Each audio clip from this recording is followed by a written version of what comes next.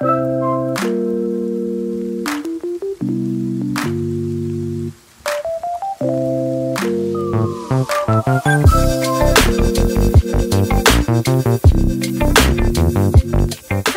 chào mừng các bạn đến với Sile DIY. Tiếp tục với video hướng dẫn vẽ tranh canvas tuần trước thì tuần này mình sẽ hướng dẫn các bạn vẽ bức tranh này đây. Pha màu rất là dễ nè, vẽ cũng rất là đơn giản nữa, thì mọi người hãy xem thử là mình vẽ như thế nào nha. Bức tranh sẽ mang màu sắc riêng và dấu ấn riêng của bạn, cho nên rất thích hợp để trang trí nhà hoặc là để làm quà tặng đó.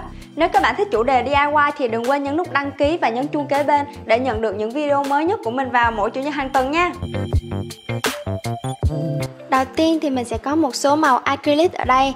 Mình có màu vàng, màu xanh, màu nâu, màu đen, màu trắng và màu vàng gold. Mọi người cứ hãy lựa chọn những màu sắc mà các bạn thích nha.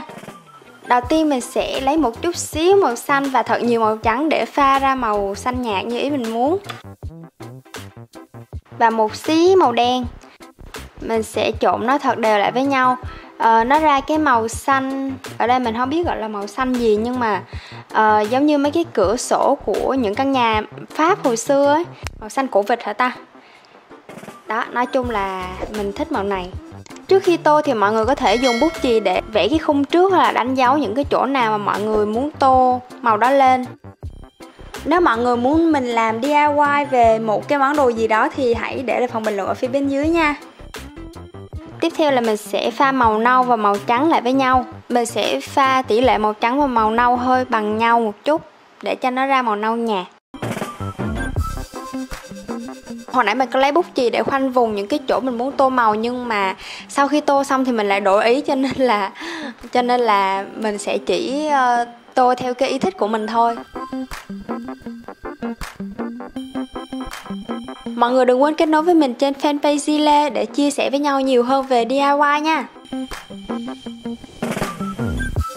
Tiếp theo là mình sẽ lấy màu vàng pha với màu trắng nè và một chút xí màu nâu vô để cho nó ra cái màu vàng mà kiểu vàng nó hơi đen đen một chút á.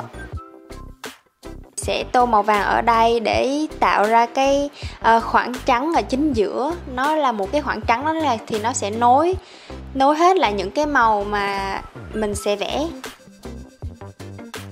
Nếu các bạn thích hay là thấy video này hữu ích thì hãy nhấn nút đăng ký và hãy chia sẻ video này nha. Mọi người cũng đừng quên nhấn chuông để khi mình có video thì mọi người sẽ nhận được ngay lập tức nha. Bây giờ mình sẽ pha màu nâu và màu trắng lại với nhau. Mọi người có nhìn thấy cái vết màu nâu mà mình đã quẹt ở trên cái bức tranh không? Thật ra là mình chỉ nên chấm một chút xíu thôi để thử màu thôi, hoặc là mình có thể thử trên tờ giấy và để lên trên, chứ không có quẹt trực tiếp lên trên cái tranh canvas như vậy. Nhưng mà mình đã lỡ làm rồi. Thì mọi người muốn thử màu thì hãy tô lên một cái tờ giấy và đưa vào nha. Đừng có như mình định là sẽ tô màu nâu lên trên đó, nhưng mà mình thấy màu nâu với diện tích lớn ở trên này thì nó lệch tông quá so với tất cả những cái màu còn lại, cho nên là mình đã quyết định là không có dùng màu nâu mà mình sẽ pha màu nâu ra thành một màu khác. Sẽ pha màu nâu và màu trắng lại với nhau cũng như hồi nãy, nhưng mà lần này thì màu nâu rất là ít thôi để cho nó ra thật là nhạt. Ta-da! Vậy là xong cái phần tô màu rồi nè mọi người. Bây giờ mình sẽ vẽ trang trí ở chính giữa thêm một xíu nữa nha, để cho nó có cái sự mềm mại trong cái tranh này. Mình dùng bút màu đen để vẽ những cái đường mảnh để nối lại, giống như cái video vẽ tranh canvas tuần trước mình đã hướng dẫn cho mọi người, thì các bạn có thể xem lại, mình sẽ để link ở phía bên dưới, hoặc các bạn có thể xem video đó ở bên góc tay phải màn hình, mình sẽ để ngay đây.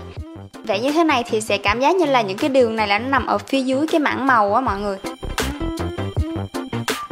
Còn cái cọng dây này thì mình sẽ quyết định là để nó ở phía trên cái mảng màu. Hồi nãy là ở phía dưới, bây giờ là ở phía trên. Và mình sẽ tô một vài cái cọng dây này để cho cảm giác nó có chiều sâu hơn. Nếu mà mọi người thấy chỗ nào khó hiểu, có thắc mắc gì hoặc là muốn góp ý gì với mình thì hãy để lại phần bình luận ở phía dưới nha. Tiếp theo là đến một phần mình cực kỳ thích luôn, đó là dùng cái màu vàng đồng để tô điểm lên những cái cọng dây mà nãy giờ mình đã vẽ. Nó mảnh khảnh nhưng mà nó có sự lấp lánh ở trong đó. Và mình sẽ nhúng cái cây cọ nhỏ vào trong cái màu vàng gold đó luôn. Mình sẽ rảy màu lên. Thì cái công đoạn này rất là vui luôn á mọi người. thì nó sẽ tạo những cái điểm nhấn lấp lánh này thì rất là đẹp luôn.